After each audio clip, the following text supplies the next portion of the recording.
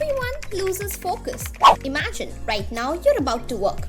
You sit down at your desk, you lay your work out in front of you and say to yourself, I want to get this done. I want to stay focused and disciplined. Today, I'm going to be productive and finally accomplish my goal. At first, you're successful. You're concentrated and focused. Your mind is zoned in on the task laid out in front of you. But minutes later, your thoughts begin to wander. You pull your attention back to your work, but it's no use. Random trains of thought carry your mind to faraway places. You begin thinking about your friends. You dream of going on vacation. You wonder what you'll have for lunch or worry about the dishes still left in the sink.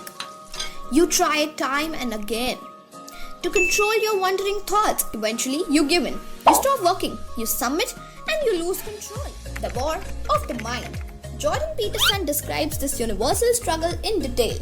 Everyone, he says, is fighting a wide array of unconscious forces. These forces push and pull your mind in different directions. One pull draws your attention to your stomach, making you feel hungry. Another pulls your attention to your phone, leading you to waste time on social media.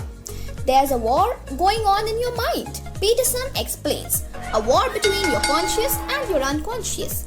In your conscious mind, you have something called intent. The intent is a purpose, an objective, a mission you want to accomplish. In that case, that mission is work. By doing your work, you're satisfying the needs of your conscious mind. But consciousness is only a small part of your brain. Think about your brain like a room full of barking dogs. Your conscious mind is one of dog asking for your attention. When you concentrate on your work, you're giving that dog the attention it wants and craves. But it doesn't. Other animals are begging to be recognized and satisfied. They don't want to sit there quietly while you play with another dog. They want to play too. They want just as much of your attention, and unfortunately for you, they bark just as loud, if not louder, than the first. So, what do? The solution. To make the barking stop, you pay attention to a different dog or multiple different dogs. In a heartbeat, you get sidetracked and overwhelmed. The other dogs bark so loudly and demand so much of your attention that you lose sight of where you started. If you don't have self-control, distractions work the same way. At first, you're focused on your work, but what happens when you crave a cup of coffee?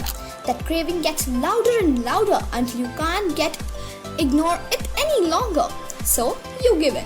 You get a cup of coffee. Of course, that craving for caffeine isn't the only dog barking on your brain.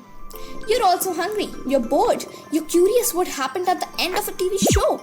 Without self-control, these unconscious forces take over your mind and manipulate your behavior.